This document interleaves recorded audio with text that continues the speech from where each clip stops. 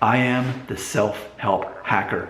Remember my catchphrase, my motto: wise up, size up, rise up. You got to learn the answers to the test. You got to wise up.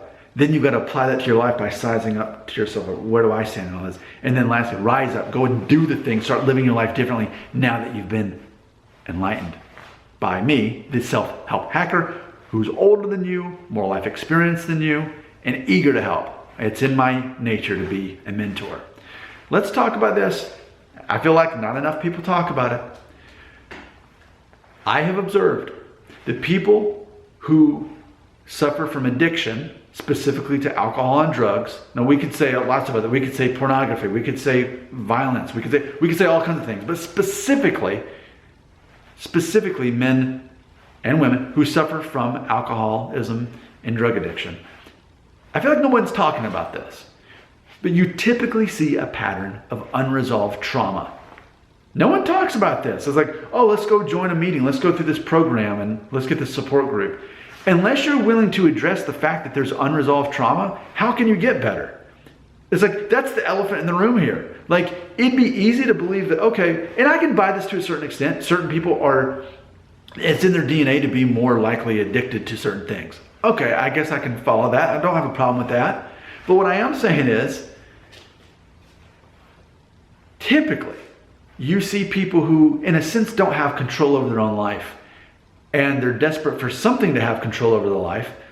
And suddenly this drug or this alcohol or whatever the addiction is, again, I easily put pornography in that. You'll see people try to resolve the unresolved trauma from their life with that. Now, it could have been something that happened in their childhood. I've mentioned abandonment issues, especially from their father. That could be the thing. They could have been abused. They could have had some kind of maybe medical thing that traumatized them as a kid and made them not like their other kids or whatever. All kinds of horrible things that can happen in your youth. And you didn't end up going to a counselor or going to a professional to help you sort all that out. You were just left to deal with it. Maybe no one even knew about it. Maybe you were abused and no one ever knew about it but you, and you're keeping this secret inside. And you just kind of learn to cope with it, but you naturally turn to some sort of addiction because it gives you not necessarily control of your own life, but it gives you some sense of control, even if that's controlling you. No one talks about this. They don't. They're like, hey, watch out. You might get it. Don't do drugs. You're going to get addicted or whatever. But like, I'll just say this. I have yet to meet a person who is addicted or was addicted to drugs or alcohol, who if you ask them, hey, have you had a pretty good life? I mean, how was your childhood? How was the relationship with your father? Pretty much you're going to trigger them and they're going to tell you the thing, the incident that happened, that there's ultimately haven't resolved yet. That's the thing no one's talking about. But I feel that people who have truly overcome alcoholism and drug addiction, based on my experience with those who actually overcame it, it was a matter of they learned to deal with their unresolved trauma.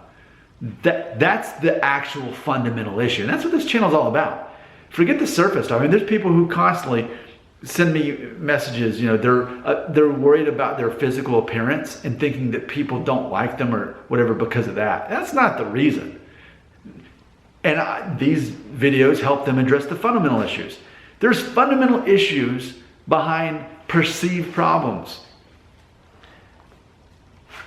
And I feel like I'm the only one talking about this. If you have addiction issues, have you really sorted out what happened to you when you were a child or when you were a teenager? That thing that you felt shameful to talk about and you still don't really know how to sort out, but it's easier to give control of your life to a substance instead. That's what I perceive. I'm not saying this is always the case, but it's been my experience. I have yet to meet a person who has some kind of addiction issue, who has sorted out all their issues. We all have issues. We've all been through stuff. We all have a wound or more. Some of us learn to deal with that in a healthy way and others don't. That's how I perceive what people who suffer with addiction go through. I'd love to learn more. I'd love myself to be able to wise up on the situation. So I'd love to hear from you right here in the comments.